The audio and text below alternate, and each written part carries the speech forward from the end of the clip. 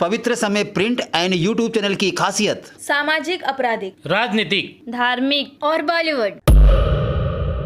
शिवसेना प्रमुखांपेक्षा मोठं व्हायचंय। यांना स्वतःची नावं यांनी ज्या पद्धतीमध्ये अटल बिहारी वाजपेयी, लाल कृष्ण अडवाणी यांच्यासारख्या सिनियर नेत्यांना बाजूला टाकलं आणि आज नको त्या लोकांनी बीजेपी पक्ष ताब्यात घेतलेला आहे। अटल बिहारी वाजपेयींचं सरकार ज्या वेळेला एका मताने पडलं त्यावेळेला अटल बिहारी वाजपेयींचं भाषण आठवा। त्यांनी सांगितलं होतं, बाजार लगा हुआ था, मंडी सजी हुई थी, माल बिकने को तैयार था, लेकिन हमने खरीदना उचित नहीं समझा क्योंकि हम लोकतंत्र को बचाना चाहते हैं। कालच्या निकालाने काल जो निकाल दिलाय हा संपूर्णपणे लोकशाहीच्या विरोधी आहे। मुळामध्ये आधी सुप्रीम कोर्टाने जे काही निरीक्षणं नोंदवली होती, साधा सोपा विषय होता की सुनील प्रभूंना त्यांनी व्हीप मान्य केलं होतं।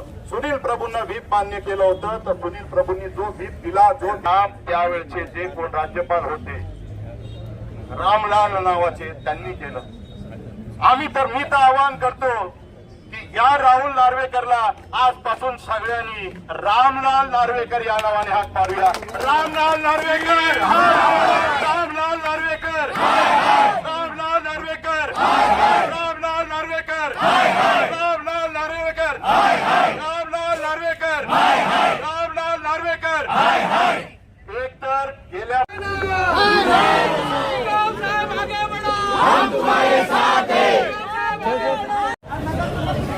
नमस्कार, पवित्र समय न्यूज़ में आप सभी का स्वागत है। आज हम मौजूद हैं मुंबई के कुर्ला पश्चिम। यहाँ पर विभाग क्रमांक उद्धवगढ़ के जो विभाग क्रमांक 6 के जो विभाग प्रमुख है डॉक्टर महेश पेडनेकर, इनके विरोध में इन्होंने कल जो निकाल दिया है उसके विरोध में यहाँ पर आज आंदोलन किया जा रहा है। तो आइए हम लोगों से जानते हैं कि विरोध काल जो सुप्रीम कोर्टाने जबाबदारी जी दिली होती, राहुल नार्वेकर महाराष्ट्राचे विधानसभेचे अध्यक्ष यांना लवाद म्हणून नेमलं होतं आणि त्यांना आमदार अपात्रतेवरती निर्णय घेण्यासाठी सांगितलं होतं। परंतु कुठेही वस्तुस्थिती लक्षात न घेता कुठेतरी सांगितल्याप्रमाणे कुठून तरी दिल्लीवरनं जी स्क्रिप्ट आली त्या स्क्रिप्टच्या अनुषंगाने त्यांनी निर्णय दिलेला आहे। आम्ही सर्व विभाग क्रमांक 6च्या पदाधिकाऱ्यांच्या वतीने या ठिकाणी या निकालाचा निषेध करण्यासाठी जमलो आहे। तुम्ही बघता इथे मोठ्या प्रमाणामध्ये शिवसैनिक उपस्थित आहेत। जास्तीत जास्त संख्येमध्ये शिवसैनिकांनी उपस्थित राहून या घटनेचा, या निकालाचा निषेध केलेला आहे आणि शिवसेनेचा जी काय भूमिका आहे ती घराघरात नेण्याचं आम्ही ठरवलेलं आहे। शिवसेनेला हा निर्णय मान्य नाही आहे, अशामध्ये जो व्हीप बजावला होता तो देखील त्यांचा होता आणि पक्ष देखील त्यांचाच आहे। सगळं कार्यकारिणीने तारखा बघितल्या तर हे योग्य वाटतंय का?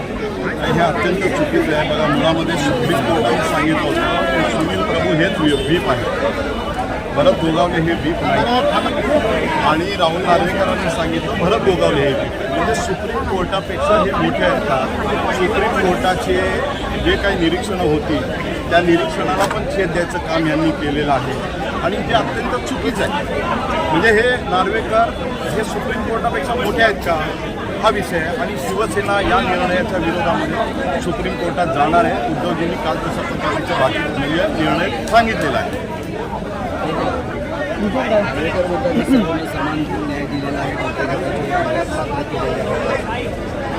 विषय असा आहे की जी केस होती ती केस आमदार अपात्रतेची होती।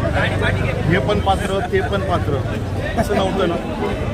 असं योग्य आहे का? तुम्ही विचार करा।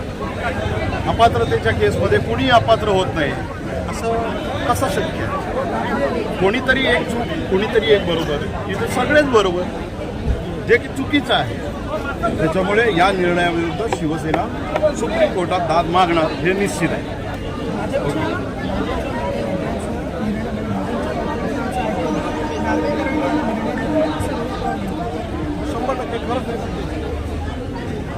कसं आहे की आज ते भारतीय जनता पक्षाचे आमदार आहेत आणि त्यांनी त्या संदर्भात तो त्या पद्धतीमध्ये निकाल दिलेला आहे, हे स्पष्ट आहे। त्याच्यामुळे या गोष्टीच्या विरोधात शिवसेना एक करणार आहे, विरोधात जाणार। थँक्यू। कठीण आंदोलन करण्याचं कारणच आहे, कारण कालचा जो निर्णय झालेला आहे तो मुळात चुकीचा झालेला आहे. शिवसेनेच्या सुनील प्रभूंनी दिलेला व्हीप आणि ह्या ठिकाणी पात्र अपात्र ते कोणीतरी पात्र आणि कोणीतरी अपात्र व्हायला पाहिजे, हा जो निर्णय अगदी छोटा आणि साधा निर्णय होता. या ठिकाणी हे न घडता सगळ्यांनाच पात्र केलं आणि त्या ठिकाणी सर्वांनाच पात्र केल्यावरती मग हा निर्णय कितपत योग्य आहे. सर्वांनाच पात्र करणं या ठिकाणी चुकीचं होतं. एकतर एकाने पात्र व्हायला पाहिजे, एकाने पात्र व्हायला पाहिजे, हा खरं तर निर्णय आणि साधा सोपा होता. याच्यासाठी आज गेले एवढे जवळजवळ 16 महिने या लोकांनी काढले. याचाच खरं तर का म्हणजे म्हणतात ना, निर्णय हा नेमका त्यांनी दिला कसा, हे लोकशाहीला आणि ह्या ठिकाणी विधिमंडळाचे कायदे नियम हे खरं तर या ठिकाणी पायमल्लीत उडवलेले आहे या ठिकाणी, असं माझा पूर्णपणे निर्णय. आंदोलन करण्यात आलेलं आहे विभाग क्रमांक 6. आपण काय बोलतो? आज नागरिकांनी निर्णय दिलेला आहे, साफसफाईचं आहे.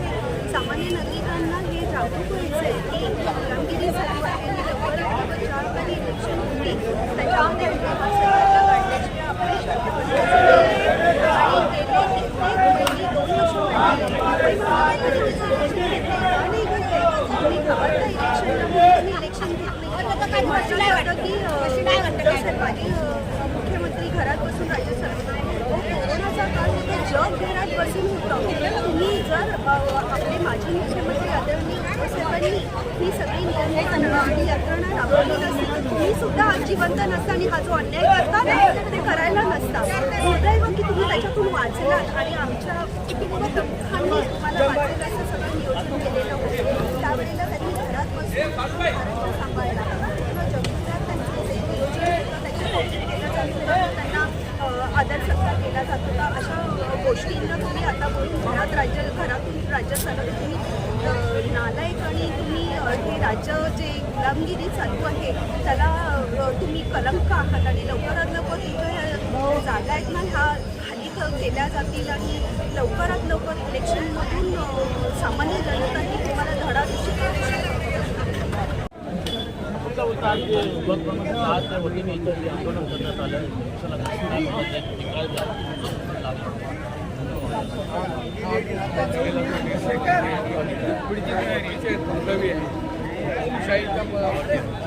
काहीकडे जे राज्य आणि हा देश चालला अशी सगळ्यांची भावना आहे.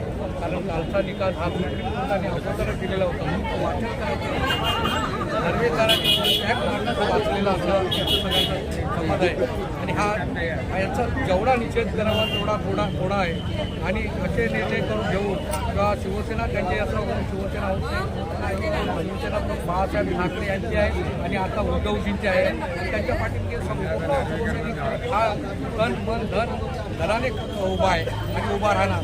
आणि ह्या जे आज काय झालं ह्याला येणाऱ्या निवडणुकीमध्ये जनता त्यांची जागा ह्यांना दाखवणार. कारण जनतेच्या मनात जो निर्णय कालचा दिला तो रुचलेला नाही आहे, जनतेला पटलेला नाही आणि जनतेच्या मनात खटकत आहे. आणि येणाऱ्या निवडणुकीमध्ये मग ती लोकसभा असो, विधानसभा असो, नाहीतर नगरपालिका असो, महानगरपालिका असो, ह्याच्यामध्ये जनता त्यांचा धडा शिकवल्याशिवाय राहणार नाही. आणि येणाऱ्या निवडणुकीमध्ये यांना गाडल्याशिवाय आम्ही सुस्त बसणार नाही असा शिवसैनिक आणि मराठी माणूस उकडून दिलेला आहे. आज या देशावरती दोघांचं राज्य चाललं आहे, हम दो आणि हमारे दो. या दोघांनीच हे राज्य चालू केलं आहे. हा संपूर्ण या महाराष्ट्रातल्या कारखाने हे संपूर्ण यंत्रणा आज गुजरातला घेऊन चाललेल्या आहे. इथला महाराष्ट्र खुळखुळा करण्याचा प्रयत्न चालू आहे, मुंबई खुळखुळा करण्याचा प्रयत्न चालू आहे. पण ही मुंबई मराठी माणसाची आहे आणि मराठी माणसाचीच राहणार.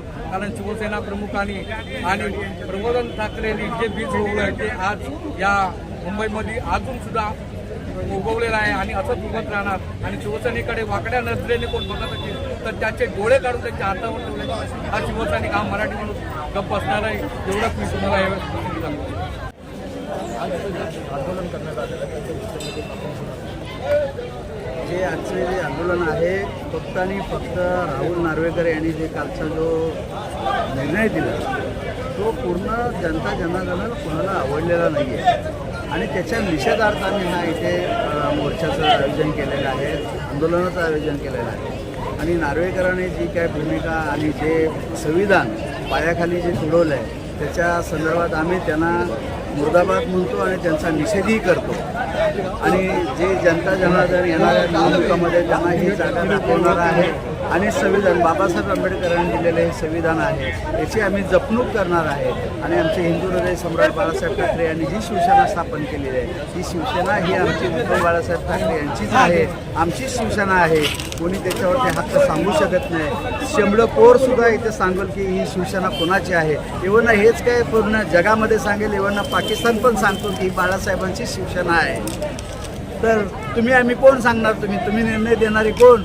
तुम्ही हा जो संविधान पद्धतीचा जो आम्ही त्यांनी जो पायाखाली संविधान तुडवण्याचा प्रयत्न केला आहे त्याचा आम्ही परत त्यांचा निषेध करतो.